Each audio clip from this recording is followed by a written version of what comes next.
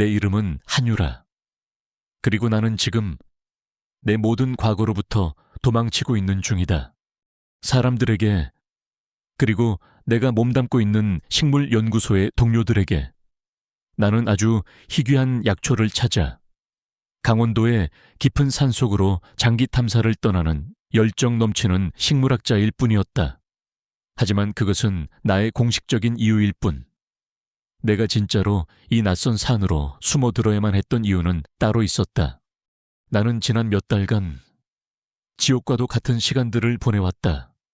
나의 전 남자친구, 아니, 나를 자신의 소유물이라고 착각하는 그 집착과 폭력의 악마로부터 벗어나기 위해 나는 모든 것을 버리고 이곳으로 도망쳐온 것이었다. 그는 내가 헤어지자고 말한 이후 밤낮을 가리지 않고 나를 스토킹하고 협박하며 나의 모든 삶을 파괴하려 들었다.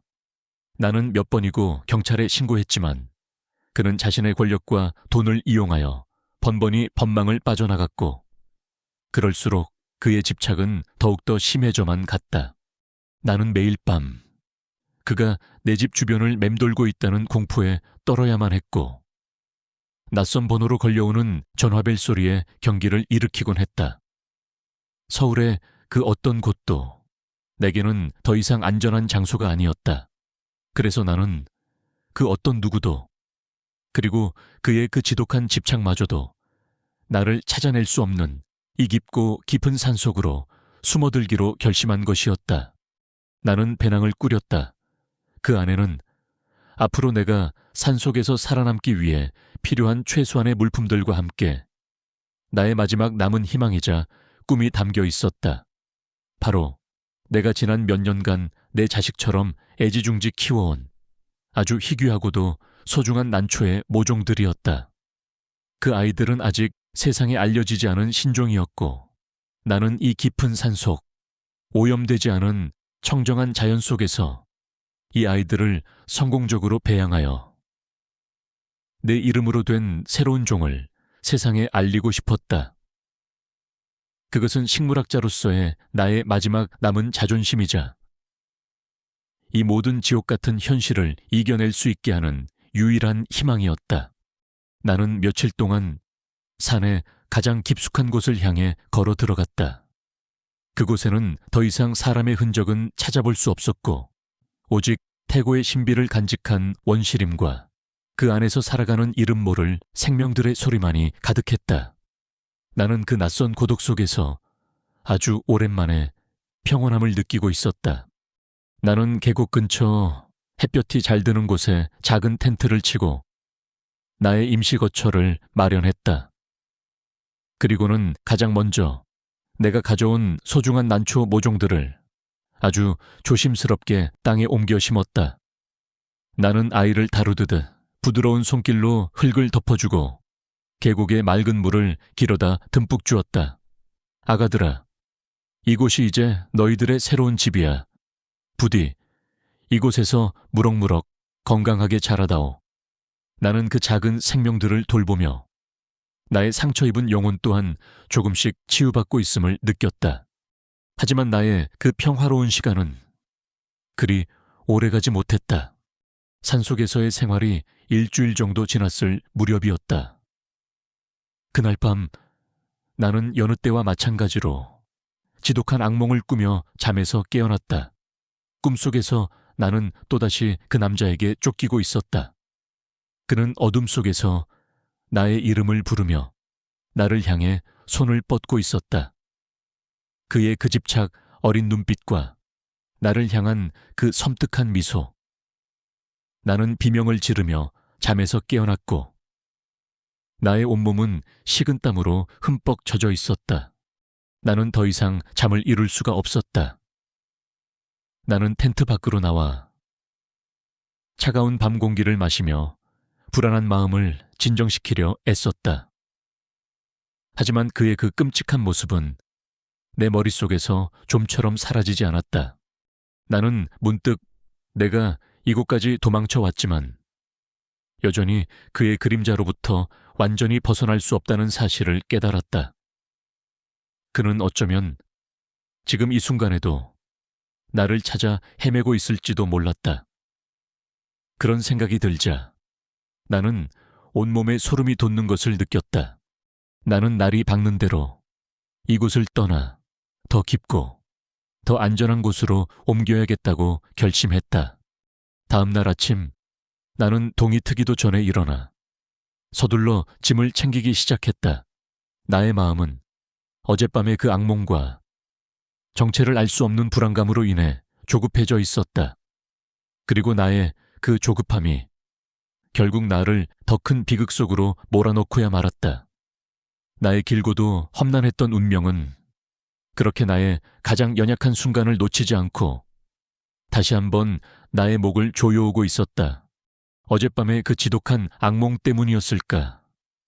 나는 날이 밝기도 전인 이른 새벽, 불안한 마음으로 잠에서 깨어났다. 텐트 밖은 아직 짙은 어둠과 함께 이름 모를 산새들의 울음소리로 가득 차 있었다. 나는 더 이상 이곳에 머무를 수 없다고 생각했다. 그 남자의 그림자가 이 깊은 산속까지 나를 쫓아온 듯한 불길한 예감이 나의 온몸을 감싸고 있었다. 나는 서둘러 짐을 챙기기 시작했다. 하룻밤의 짧은 휴식을 제공해 주었던 나의 작은 텐트와 침낭, 그리고 며칠을 버틸 수 있는 최소한의 식량, 그리고 무엇보다 나의 모든 것이자 마지막 희망인 그 희귀 난초 모종들이 담긴 작은 보온 상자. 나는 그것들을 배낭에 챙겨 넣고 어둠이 채 가시지 않은 숲속을 향해 다시 발걸음을 옮기기 시작했다. 나의 목표는 사람의 발길이 전혀 닿지 않는 더 깊고 더 은밀한 곳이었다. 그곳이라면 그 어떤 지독한 악몽도 그리고 그 어떤 끔찍한 과거의 그림자도 나를 찾아낼 수 없을 터였다. 나는 지도나 나침반에 의지하지 않았다. 나는 그저 나의 본능과 식물학자로서의 나의 오랜 경험에 의지하여 산의 가장 깊숙한 곳을 향해 나아갔다. 길 없는 길을 헤쳐 나아갈수록 숲은 더욱더 깊고 원시적인 모습을 드러내기 시작했다. 수백 년은 좋게 되었을 법한 거대한 나무들이 하늘을 가렸고 발밑에서는 축축한 흙냄새와 함께 썩은 나무잎 냄새가 올라왔다. 나는 힘들었지만 동시에 어떤 해방감을 느끼고 있었다. 이 거대한 자연 속에서 나는 더 이상 과거에 얽매인 나약한 여자가 아니었다. 나는 그저 이 위대한 자연의 일부이자 새로운 생명을 탐구하는 한 명의 탐험가일 뿐이었다. 얼마나 걸었을까? 나는 마침내 지도에도 나와 있지 않은 작은 계곡과 폭포가 있는 천국과도 같은 장소를 발견했다. 그곳은 마치 이 세상에 존재하지 않는 비밀의 화원처럼 온갖 종류의 희귀한 야생화와 약초들로 가득 차 있었다. 나는 그곳에 나의 새로운 보금자리를 만들기로 결심했다.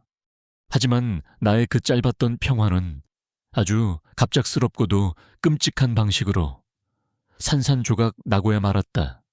나는 새로운 난초 모종을 심을 장소를 물색하기 위해 이끼가 낀 바위 틈을 헤치며 걷고 있었다. 내가 찾던 희귀한 양치식물 군락을 발견하고 기쁜 마음에 허리를 숙여 그것을 자세히 들여다보려던 바로 그 순간이었다. 내 발목에서 아주 날카롭고도 뜨거운 전기에 감전된 듯한 극심한 통증이 느껴졌다. 악나는 비명을 지르며 그 자리에 주저앉았다. 내 발목에는 2개의 작은 이빨 자국과 함께 검붉은 피가 솟아나고 있었다. 그리고 내 눈앞에서 삼각형 모양의 머리를 가진 짙은 갈색의 독사 한 마리가 쉭쉭거리는 소리를 내며 숲을 속으로 빠르게 사라지고 있었다. 나는 그 순간 내 모든 것이 끝났다는 것을 직감했다. 맹독을 가진 살무사였다. 나는 공포에 질려 떨리는 손으로 허리춤에 차고 있던 작은 칼을 꺼내 상처 부위를 십자 모양으로 째고 입으로 독을 빨아내려 애썼다. 하지만 그것이 얼마나 어리석고 무모한 짓인지를 나는 너무나도 잘 알고 있었다. 독은 이미 나의 혈관을 타고 나의 심장을 향해 무서운 속도로 퍼져나가고 있었다. 나의 다리는 순식간에 코끼리 다리처럼 퉁퉁 부어 올랐고 상처 부위에서는 살이 썩어 들어가는 듯한 끔찍한 통증이 느껴졌다. 나는 시야가 흐려지고 호흡이 가빠지는 것을 느꼈다. 이대로 있다가는 몇 시간도 버티지 못하고 죽게 될 터였다. 나는 살아야만 했다. 나는 이대로 이 차가운 산속에서 홀로 죽어갈 수는 없었다. 나는 나의 마지막 남은 힘을 다해 비명을 지르며 도움을 청했다. 살려주세요, 제발. 누구라도 좋으니 제발 좀 살려주세요. 하지만 나의 절규는 거대한 숲의 침묵 속에 공허하게 묻혀버릴 뿐이었다. 나는 포기하지 않았다. 나는 무겁게 마비되어가는 다리를 질질 끌며 내가 왔던 길을 향해 필사적으로 기어가기 시작했다. 나의 손톱은 부러지고 온몸은 날카로운 나뭇가지에 긁혀 피투성이가 되었지만 나는 멈출 수 없었다. 나의 의식이 서서히 멀어져 가고 있었다. 나의 머릿속으로 지나온 삶의 순간들이 스쳐 지나갔다. 사랑했던 사람들, 그리고 나에게 상처를 주었던 사람들, 나의 찬란했던 꿈, 그리고 나의 좌절되었던 희망. 이렇게 허무하게 끝나는 건가? 나는 마지막으로 내가 그토록이나 아끼고 사랑했던 나의 작은 난초 모종들을 떠올렸다. 내가 없으면 저 아이들은 어떻게 될까? 나의 눈에서 뜨거운 눈물이 흘러내렸다. 그리고 마침내 나의 모든 의식이 깊고 어두운 끝을 알 수 없는 심연 속으로 빠져들고 있었다. 내가 마지막으로 본 것은 나무십 사이로 부서져 내리는 눈부신 햇살과 그 위를 유유히 날아가는 한 마리 나비의 모습이었다. 그것은 마치 나의 영혼이 육체를 떠나 자유롭게 날아가는 듯한 아주 평화롭고도 아름다운 환상처럼 느껴졌다. 나의 길고도 험난했던 도망은 그렇게 허무한 종말을 맞이하고 있었다. 얼마나 시간이 흘렀을까? 나는 깊고 어두운 끝을 알 수 없는 심연 속에서 아주 희미한 빛 한 줄기를 발견했다. 그리고 그 빛을 따라 아주 천천히 그러나 분명하게 나의 의식이 다시 돌아오고 있었다. 내가 가장 먼저 느낀 것은 아주 낯설지만 그러나 이상하게도 마음을 편안하게 해주는 짙은 흙냄새와 함께 섞인 풀냄새였다. 그리고 나의 귓께는 장작이 타들어가는 타닥거리는 소리가 마치 자장가처럼 들려오고 있었다. 나는 무거운 눈꺼풀을 힘겹게 들어올렸다. 내 눈앞에 펼쳐진 광경은 병원의 하얀 병실이 아니었다. 그곳은 아주 낡고 투박한 통나무로 지어진 작은 오두막집의 내부였다. 벽에는 온갖 종류의 마른 약초들이 다발로 묶여 걸려 있었고 방 한가운데에 있는 화로에서는 붉은 불꽃이 타오르고 있었다. 나는 거친 삼배로 만들어진 이불을 덮고 나무 침대 위에 누워 있었다. 나는 황급히 내 몸을 살폈다. 독색에 물렸던 나의 발목에는 검붉은 피 대신 짙은 녹색의 으깬 풀 같은 것이 두껍게 발라져 있었고 그 위는 깨끗한 천으로 감싸여 있었다. 끔찍했던 통증과 함께 퉁퉁 부어 올랐던 나의 다리는 신기하게도 많이 가라앉아 있었다. 나는 살아있었다. 바로 그때 오두막의 낡은 나무 문이 열리며 한 노인이 안으로 들어왔다. 그의 모습은 내가 어릴 적 동화책에서나 보았던 산신령의 그것과도 같았다. 그는 희끗희끗한 긴 머리와 수염을 가지고 있었고 그의 얼굴에는 깊은 주름과 함께 내가 감히 그 속을 들여다볼 수 없는 아주 깊고도 지혜로운 눈빛이 자리 잡고 있었다. 그의 옷차림은 허름했지만 그의 몸에서는 어떤 기품 같은 것이 느껴지고 있었다. 나는 처음에는 내가 죽어서 저승에 온 것은 아닐까?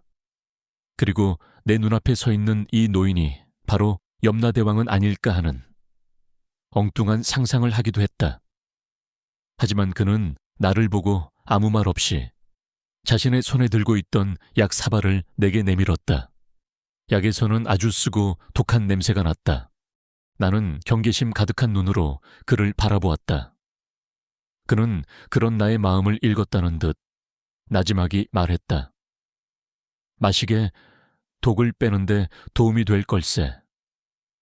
그의 목소리는 거칠었지만 그 안에는 어떤 따뜻함 같은 것이 담겨 있었다. 나는 더 이상 망설이지 않고 그의 손에 들린 약 사발을 받아 단숨에 마셔버렸다. 누구세요? 그리고 여긴 어디죠? 내가 떨리는 목소리로 묻자 그가 대답했다. 나는 이 산을 지키는 늙은이일 뿐이고 여긴 나의 집일세. 며칠 전 내가 산에서 약초를 캐다가 독색에 물려 쓰러져 있는 자네를 발견했지. 조금만 더 늦었더라면 자네는 이미 이 세상 사람이 아니었을 걸세. 나는 그제야 이 노인이 나의 목숨을 구해준 은인이라는 사실을 깨달았다. 나는 그에게 깊이 고개를 숙여 감사 인사를 전했다. 감사합니다. 정말 감사합니다. 할아버지, 이 은혜를 어떻게 갚아야 할지 모르겠습니다. 나의 눈에서 뜨거운 눈물이 흘러내렸다. 그것은 안도의 눈물이자 동시에 감사의 눈물이었다. 나는 그 후 며칠 동안 그의 오두막에 머물며 몸을 추슬렀다. 그는 매일같이 나를 위해 쓰디쓴 약초를 다려주었고 산에서 직접 캔 나물과 버섯으로 만든 소박하지만 건강한 음식들을 만들어 주었다. 그의 지극한 보살핌 덕분에 나의 몸은 아주 빠른 속도로 회복되고 있었다. 하지만 나의 몸이 회복될수록 나의 마음속에서는 감사함과 함께 어떤 설명할 수 없는 불안감이 자라나기 시작했다. 그의 오두막은 세상과 완전히 단절된 곳이었다. 그곳에는 전화도, 텔레비전도, 그 어떤 문명의 이기도 존재하지 않았다. 내가 외부와 소통할 수 있는 유일한 방법은 내 발로 직접 며칠이 걸릴지 모르는 이 깊은 산을 걸어 내려가는 것뿐이었다. 나는 몇 번이고 그에게 산을 내려가고 싶다는 뜻을 비췄다. 하지만 그는 언제나 아직은 안 되네. 자네 몸에는 아직 뱀독이 남아있어.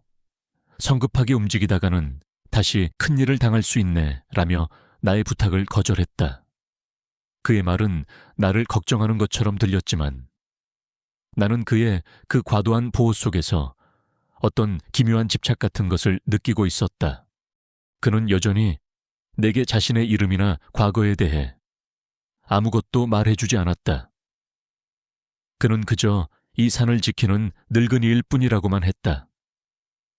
그는 내가 잠들었을 때 아주 오랫동안 나를 가만히 내려다보곤 했다. 그의 그 깊이를 알 수 없는 눈빛과 마주칠 때면 나는 나도 모르게 온몸에 소름이 돋는 것을 느끼곤 했다. 나는 그가 고마운 은인이었지만 동시에 그가 두려워지기 시작했다. 나는 내가 호랑이 굴을 피하려다 더 무서운 이리의 굴로 들어온 것은 아닐까 하는 끔찍한 상상에 휩싸여야 했다. 나는 결심했다. 더 이상 그의 처분만 기다리고 있을 수는 없다고. 나는 내 힘으로 이곳을 빠져나가야만 했다. 나는 그가 약초를 캐러 나간 틈을 타 그의 오두막을 샅샅이 뒤지기 시작했다. 나는 나의 배낭을 그리고 그가 나의 옷가지를 보관해둔 작은 상자를 찾아내려 애썼다. 하지만 나의 모든 노력은 헛수고였다. 그는 나의 모든 소지품들을 아주 깊숙한 곳에 숨겨둔 듯했다. 나는 절망했다. 그리고 바로 그때 나의 몸에 또 다른 이상한 변화가 찾아오기 시작했다는 것을 깨닫게 되었다. 나의 길고도 험난했던 시련은 이제 겨우 그 서막을 올렸을 뿐이었다. 그 노인의 오두막에서 생활한 지 어느덧 한 달이라는 시간이 흘렀다. 독색에 물렸던 나의 다리는 그의 지극한 보살핌 덕분에 흉터 하나 없이 깨끗하게 나았다. 나는 이제 산을 내려가도 될 만큼 충분히 건강을 회복한 상태였다. 하지만 노인은 여전히 나를 놓아주려 하지 않았다. 아직은 안 되네. 자네 몸에는 아직 뱀의 도끼가 완전히 가시지 않았어. 그리고 곧 겨울이 올 걸세. 이 험한 산을 자네 혼자서 내려가는 것은 무리야. 그는 언제나 나의 건강을 염려하는 듯한 그러나 거부할 수 없는 이유들을 대며 나의 발을 이곳에 묶어두었다. 그의 오두막은 내게 생명을 구해준 안식처였지만 동시에 세상과 나를 단절시키는 벗어날 수 없는 감옥이 되어가고 있었다. 나는 점점 더 그가 두려워지기 시작했다. 그는 나의 모든 것을 알고 있는 듯했다. 한 번은 내가 어릴 적 어머니가 자주 끓여주시던 아주 특별한 향이 나는 약초차가 마시고 싶다고 혼잣말을 한 적이 있었다.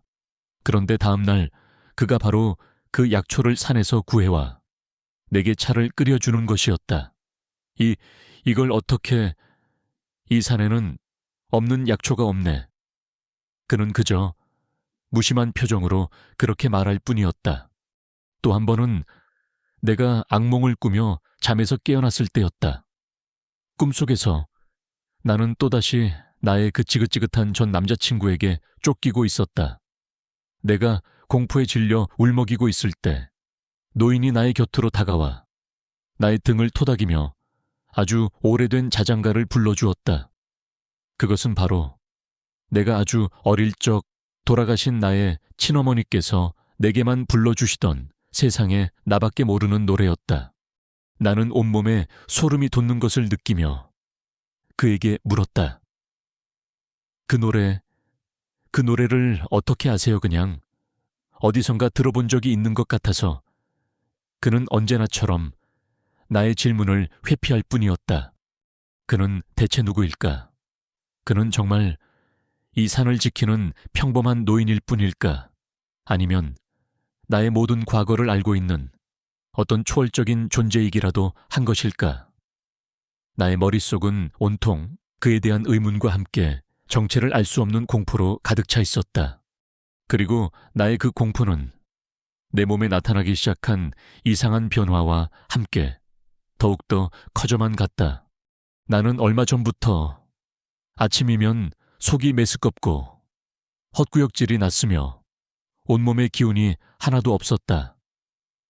내가 평생을 입에 대지도 않았던 시고 단 음식이 당기기도 했다. 처음에는 그저 낯선 산골 생활에 몸이 적응하지 못해서 혹은 노인이 주는 쓰디쓴 약초들 때문일 것이라고 생각했다. 하지만 나의 그 마지막 남은 희망은 내가 달력을 보고 나의 생리가 이미 2달이나 끊겼다는 사실을 깨닫는 순간 완전히 산산조각 나고야 말았다. 설마... 아니야, 그럴 리가 없어. 나는 공포에 질려 떨리는 손으로 나의 배를 만져보았다. 분명했다. 나의 배는 아주 조금이지만 분명하게 불러오고 있었다. 그리고 그 안에서는 내가 아닌 또 다른 생명이 자신의 존재를 알리듯 희미하게 뛰고 있었다. 임신... 나는 그 단어의 무게 앞에서 그 자리에 주저앉아 오열하기 시작했다. 어떻게 이런 일이 일어날 수 있단 말인가?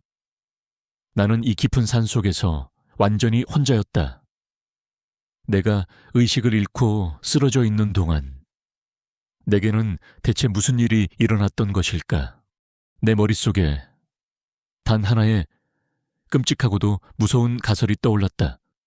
바로 내 앞에 있는 이 노인, 나의 목숨을 구해준 나의 은인이자 동시에 지금 나를 감금하고 있는 이 미스터리한 노인.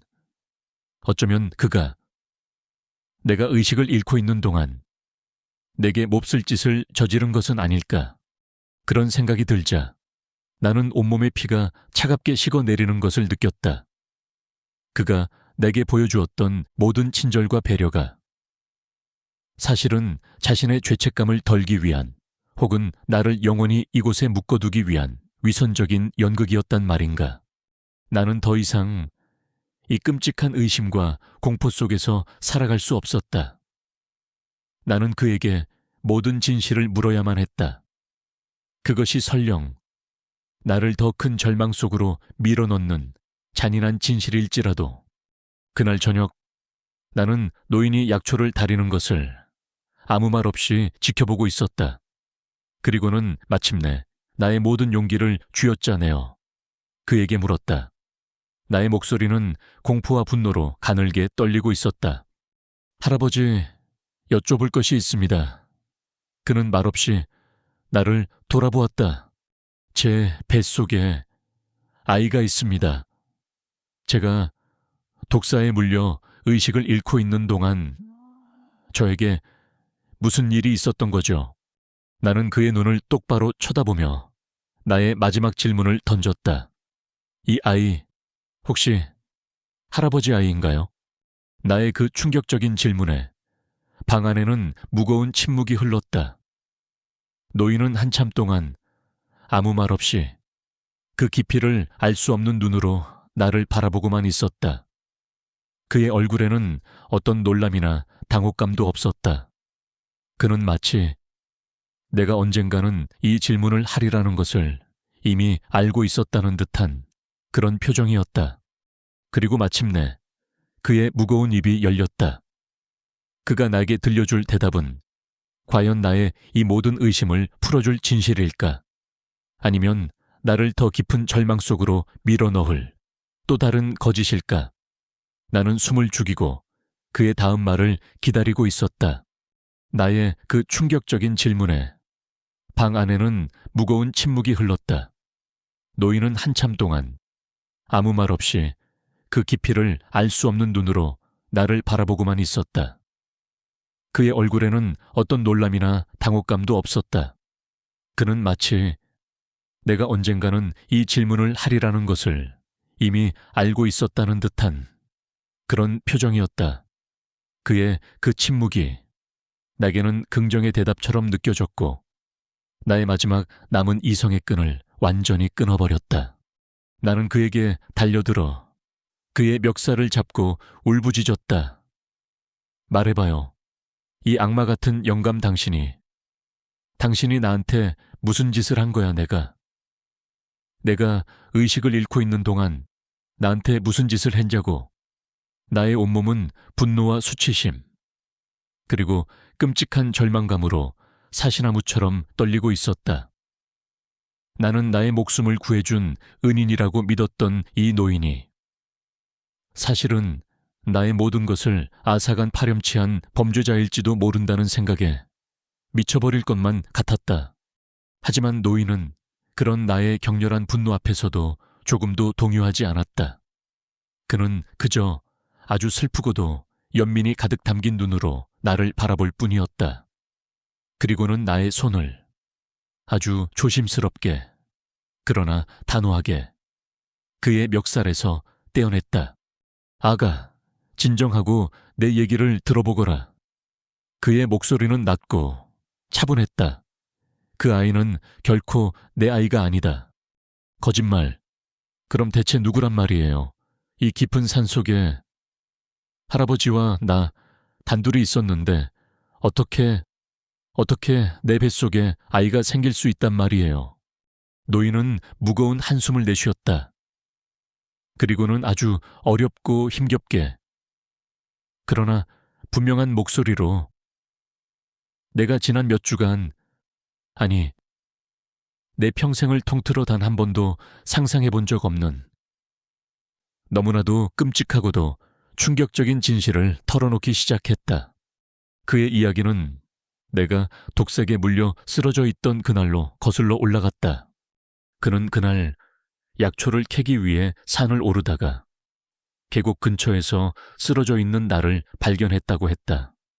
하지만 내가 그곳에 발견되었을 때 나는 결코 혼자가 아니었다고 했다. 나의 곁에는 한 명의 젊은 남자가 더 있었다. 그는 바로 내가 그토록이나 벗어나고 싶어 했던 나의 전 남자친구였다. 그는 내가 자신을 떠나 이곳으로 숨어들었다는 사실을 알아내고 나를 찾아 여기까지 쫓아왔던 것이다. 그리고 그는 독사에 물려 의식을 잃고 아무런 저항도 할 수 없는 상태의 나를 자신의 더러운 욕망을 채우기 위한 기회로 이용하려 했던 것이다. 노인은 우연히 그 광경을 목격하게 되었다고 했다. 그는 처음에는 젊은 남녀의 애정 행각이려니 생각하고 자리를 피해주려 했지만 이내 나의 상태가 정상이 아니라는 것을, 그리고 그 남자의 눈빛에 사랑이 아닌 광기 어린 집착과 소유욕이 담겨 있다는 것을 깨달았다고 했다. 그는 분노하여 그 남자에게 달려들어 소리쳤다. 이놈 내놈 지금 무슨 짓을 하는 게냐.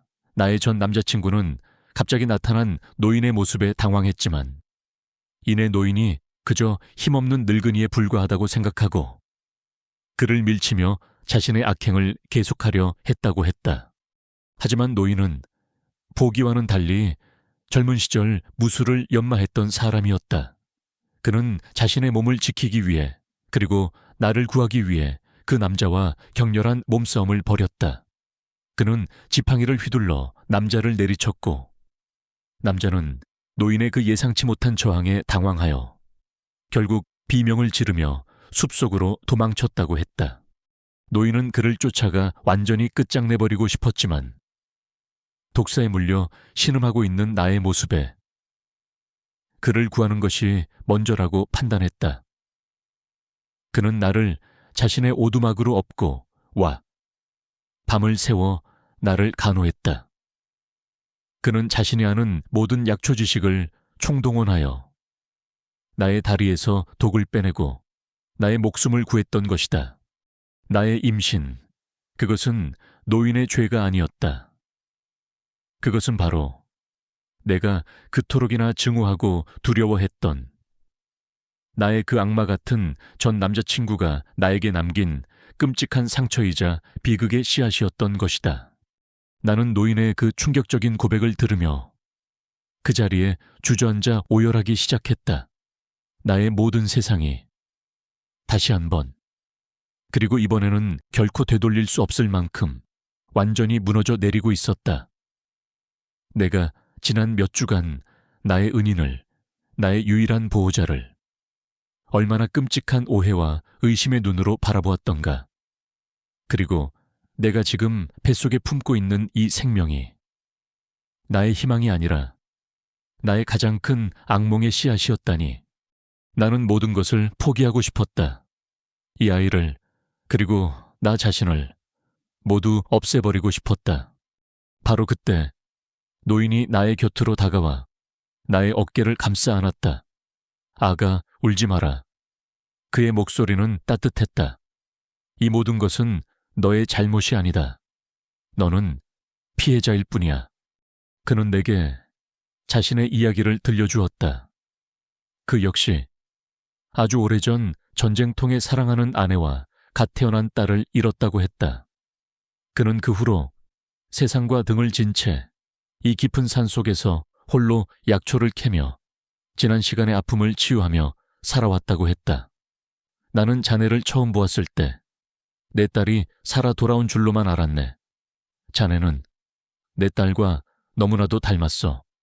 그는 내게 새로운 제안을 해왔다.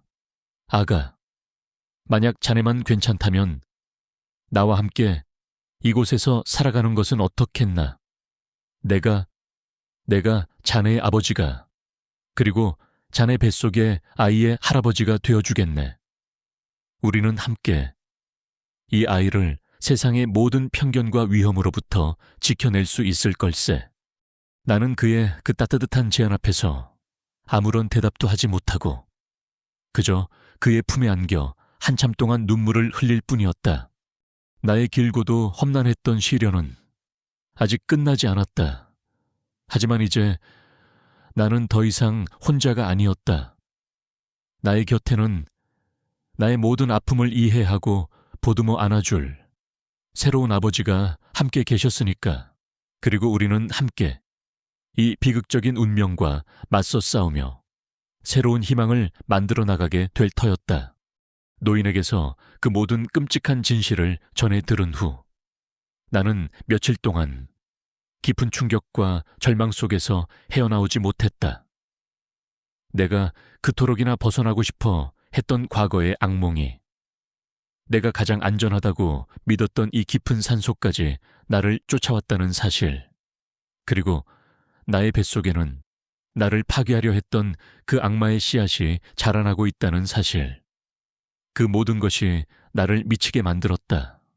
나는 모든 것을 포기하고 싶었다. 이 아이를, 그리고 나 자신을 모두 없애버리고 이 지긋지긋한 악연의 고리를 끊어버리고 싶었다. 나는 며칠 동안 식음을 전폐하고 방 안에 틀어박혀 눈물만 흘렸다. 그런 나를 묵묵히 지켜보고 또 보살펴준 것은 바로 노인이었다. 그는 내게 어떤 위로의 말도 어떤 섣부른 조언도 하지 않았다.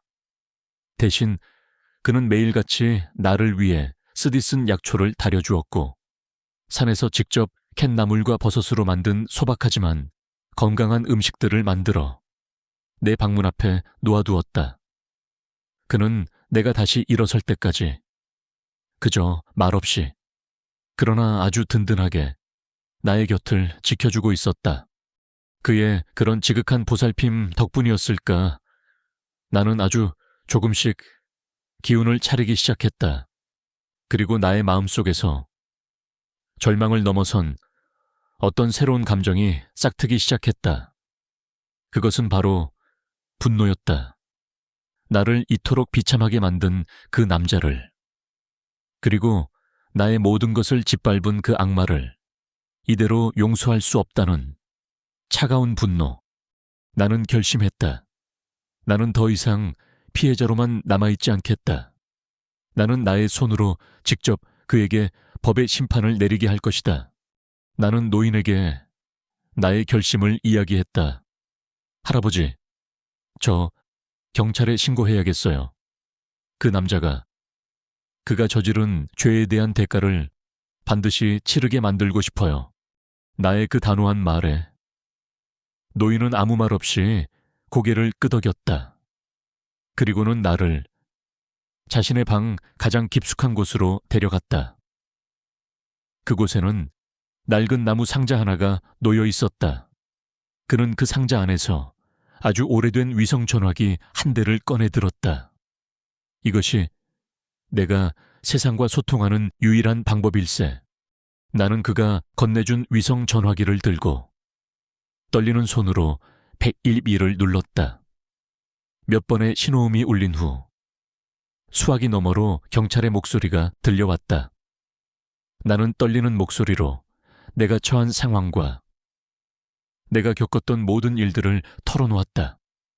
하지만 나의 이야기는 너무나도 비현실적이었고 경찰은 나의 말을 쉽게 믿어주지 않는 듯 했다.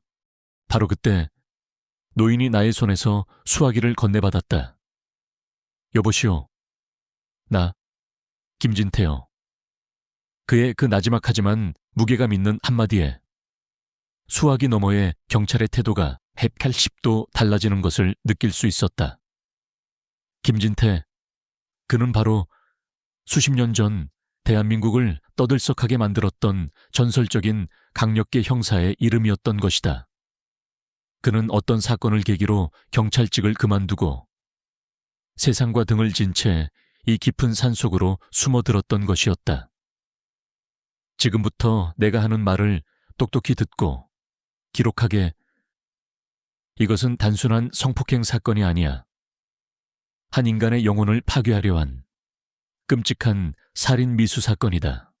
그는 자신이 목격했던 모든 상황과 그가 확보해두었던 증거물, 그 남자가 도망치며 남기고 간 옷까지 조각과 머리카락에 대해 아주 논리정연하고도 상세하게 진술하기 시작했다. 그의 그 카리스마 넘치는 진술과 그의 이름이 가진 무게감 덕분에 경찰은 마침내 이 사건을 정식으로 접수하고 대대적인 수사에 착수하기 시작했다. 며칠 뒤 나의 전 남자친구는 자신의 집에서 긴급 체포되었다. 그는 처음에는 자신의 모든 혐의를 부인했지만 노인의 결정적인 증언과 그가 남기고 간 증거물에서 나온 DNA 앞에서 결국 자신의 모든 죄를 자백할 수밖에 없었다고 한다. 그는 법의 심판을 받고 남은 평생을 차가운 감옥에서 보내게 될 터였다. 모든 것이 끝났다. 나를 짓누르던 그 끔찍한 악몽은 그렇게 막을 내렸다. 나는 더 이상 그에게서 쫓기는 피해자가 아니었다. 나는 나의 손으로 직접 그에게 정의의 심판을 내린 승리자였다. 하지만 나의 마음은 조금도 기쁘거나 후련하지 않았다. 나에게는 아직 해결해야 할 더 큰 문제가 남아 있었기 때문이었다. 바로 내 뱃속에서 자라나고 있는 그 남자의 아이였다. 나는 노인에게 나의 마지막 고민을 털어놓았다. 할아버지, 저는 이 아이를 어떻게 해야 할지 모르겠어요. 이 아이를 볼 때마다 저는 그날의 끔찍했던 기억이 떠올라요. 하지만 동시에 이 아이 역시 아무런 죄가 없는 소중한 생명인데 노인은 나의 말에 아무런 대답도 하지 않았다. 대신 그는 나를 데리고 오두막 뒤편의 작은 화원으로 향했다.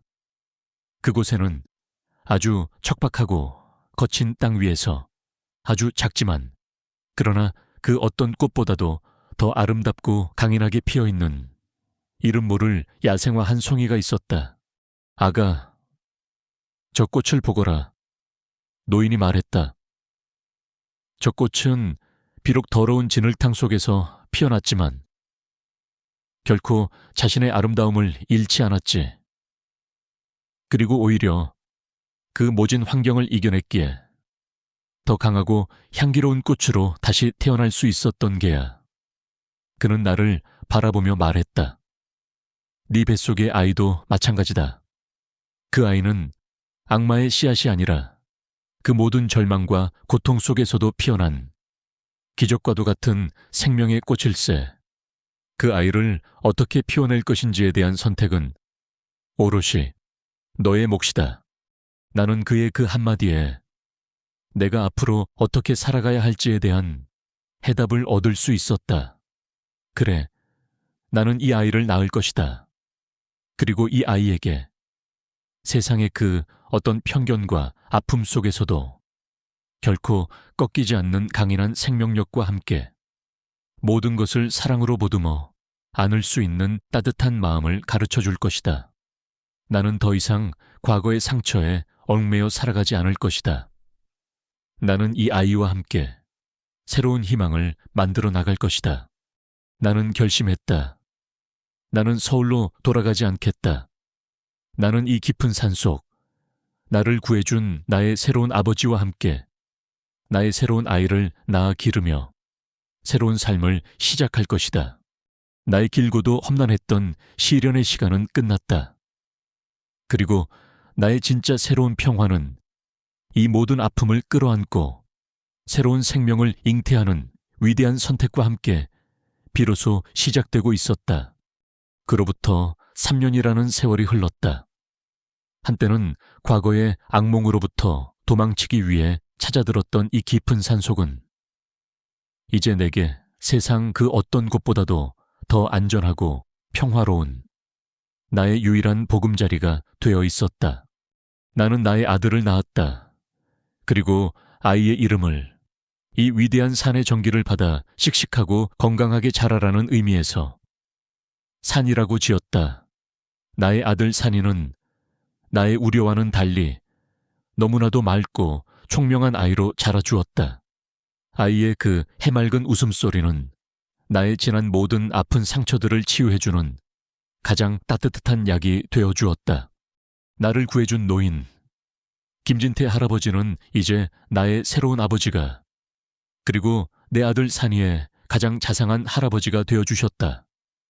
우리는 피 한 방울 섞이지 않았지만 세상 그 어떤 가족보다도 더 서로를 아끼고 사랑하는 아주 특별하고도 끈끈한 유대감으로 맺어져 있었다. 우리는 함께 할아버지의 작은 오두막을 증축하고 그 주변의 황무지를 개간하여 아주 넓고 아름다운 약초밭을 일구었다. 그곳에는 할아버지께서 평생을 바쳐 연구해 오신 희귀한 약초들과 함께 내가 그토록이나 지키고 싶었던 나의 소중한 난초들이 함께 자라나고 있었다. 나 역시 더 이상 과거의 그 상처 입고 연약했던 도시의 여자가 아니었다. 나는 할아버지에게서 산에서 살아남는 법과 함께 자연의 섭리를 배우고 또 약초에 대한 지식을 전수받으며 이 산의 진정한 일부가 되어가고 있었다. 나의 피부는 햇볕에 그을렸고 나의 손은 다시 흙으로 거칠어졌지만 나의 마음은 그 어떤 때보다도 더 평온하고 또 강인했다. 우리는 우리가 땀 흘려 키워낸 그 귀한 약초들을 우리 자신만을 위해 사용하지 않았다. 우리는 한 달에 한 번 산을 내려가 읍내의 작은 보건소에 우리의 약초들을 무료로 나누어 주었다.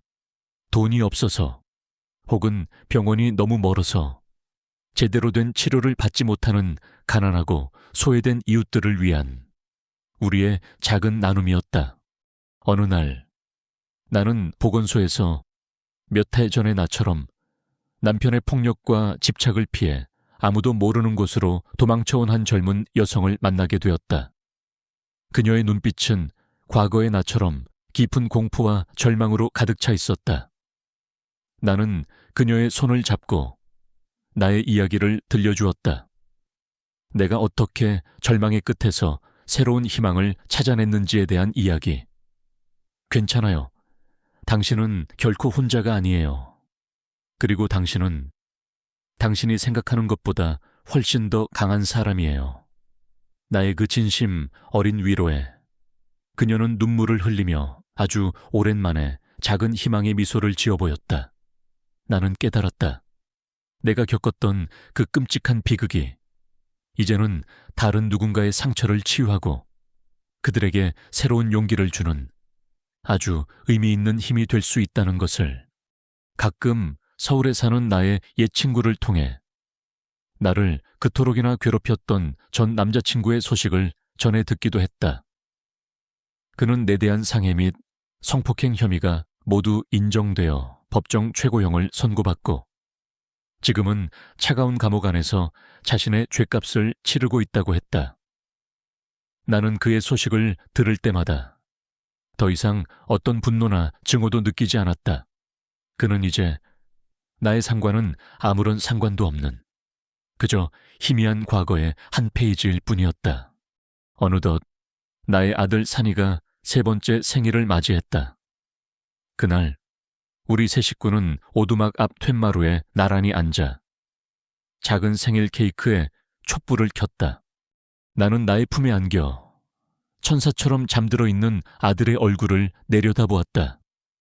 그리고 나의 곁에서 그런 우리를 아주 따뜻하고 행복한 눈으로 바라보고 있는 나의 새로운 아버지, 김진태 할아버지를 바라보았다. 창밖으로는 아름다운 저녁 노을이 우리의 작은 오두막과 우리가 함께 가꾼 약초밭을 아주 따뜻하고도 신비로운 황금빛으로 물들이고 있었다. 나는 깨달았다. 나의 2번째 봄은 이토록이나 고요하고 또 이토록이나 완벽한 모습으로 나의 곁에 찾아와 있었다는 것을. 나는 더 이상 과거의 그 어떤 아픔에도 얽매여 있지 않았다. 나는 나의 모든 상처를 끌어안고 그것을 더 큰 사랑과 희망으로 승화시켜 나의 새로운 가족과 함께 나의 새로운 인생을 살아가고 있었다. 그리고 나는 지금 내 인생에서 가장 행복했다. 독자 여러분께 지금까지 깊은 산속, 독서에 물려 의식을 잃은 여성, 눈 떠보니 산속 노인의 집이었고 얼마 뒤 충격적인 여성의 임신 소식이라는 제목의 이야기를 끝까지 함께해 주셔서 진심으로 감사드립니다. 이 이야기는 한 여성이 겪게 되는 극한의 비극과 절망, 그리고 그 모든 것을 뛰어넘는 생명의 위대함과 치유, 그리고 새로운 가족의 탄생에 대한 이야기를 그리고자 했습니다. 주인공 한유라 씨는 자신을 파괴하려 했던 과거의 악몽과 그 악몽이 남긴 끔찍한 상처 앞에서 무너지지 않았습니다. 그녀는 자신의 생명을 구해준 산속 노인과의 인연을 통해 자신의 아픔을 치유받고 나아가 자신에게 주어진 비극적인 운명을 새로운 생명과 희망을 잉태하는 숭고한 모성애로 승화시켰습니다. 그녀의 이야기는 우리에게 때로는 가장 깊은 절망 속에서 가장 위대한 희망이 싹틀 수 있다는 것을 보여줍니다. 이 이야기가 독자 여러분께 작은 울림과 함께 어떤 시련 속에서도 결코 꺾이지 않는 인간의 강인한 의지와 혈연을 넘어선 진정한 의미의 가족애에 대해 다시 한번 생각해보는 계기가 되었기를 바랍니다. 그리고 우리 모두가 서로의 아픔을 보듬어 안는 따뜻한 연대를 통해 각자의 상처를 치유하고 새로운 희망을 만들어 나갈 수 있기를 진심으로 응원합니다. 이 길고도 파란만장했던 여정에 함께 해주신 모든 분들께 다시 한번 깊은 감사의 말씀을 전하며 여러분의 삶에도 언제나 절망을 이겨내는 강인한 희망과 따뜻한 사랑이 함께 하시기를 진심으로 기원합니다. 감사합니다.